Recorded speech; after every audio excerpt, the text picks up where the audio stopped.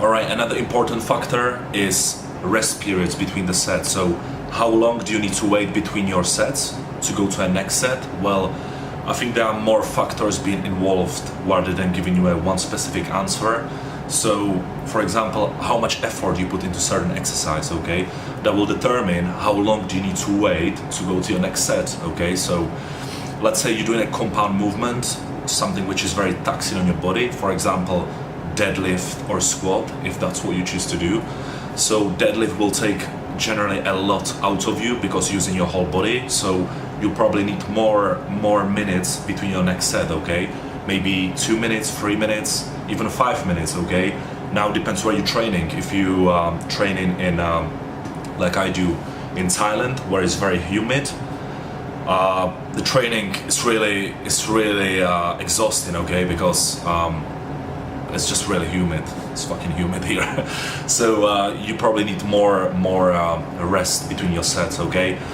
So it depends on the exercise you're doing, how much effort you put into the exercise, and what exercise you're actually doing. If you're doing isolation movement, which is just maybe using your triceps, like a triceps extension, it's you know, it's not that hard to perform. Therefore, you wouldn't need a lot of time to recover from the exercise. So maybe for isolation, just 1 minute, okay? So there's a general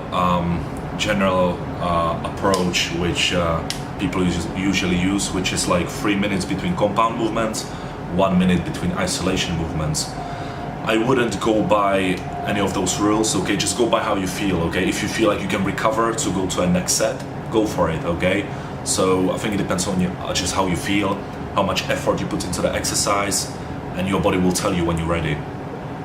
Right. Okay, and last but not least is lifting tempo. So how fast do you move the weight while performing certain exercise?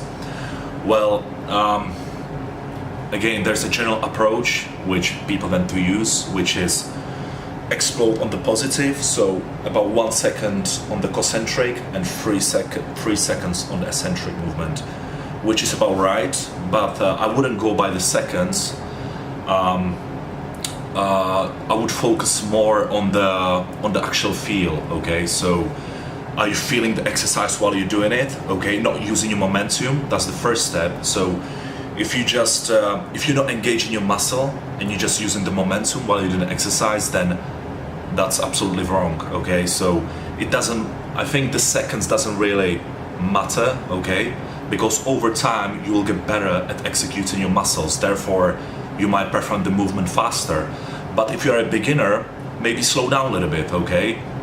Just ask yourself, am I feeling the muscle from the whole range of movement? So let's say you're doing dumbbell press for your chest, okay? So when you're at the bottom, make sure you're contracting your chest, and as you go up, make sure you're feeling your chest for the whole range of movement, okay? So it's just not about lifting the weight from point A to B, like powerlifters, okay? Our muscles doesn't know whether we're doing 3 seconds on the negative or 2 seconds or 4 seconds.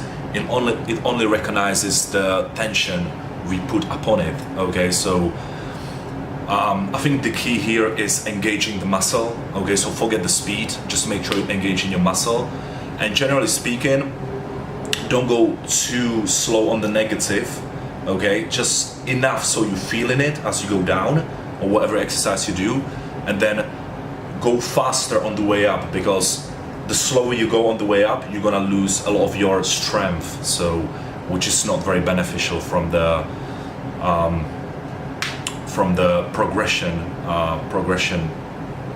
point of view, okay? Because you're just gonna fatigue yourself as you go slower and slower and slower. So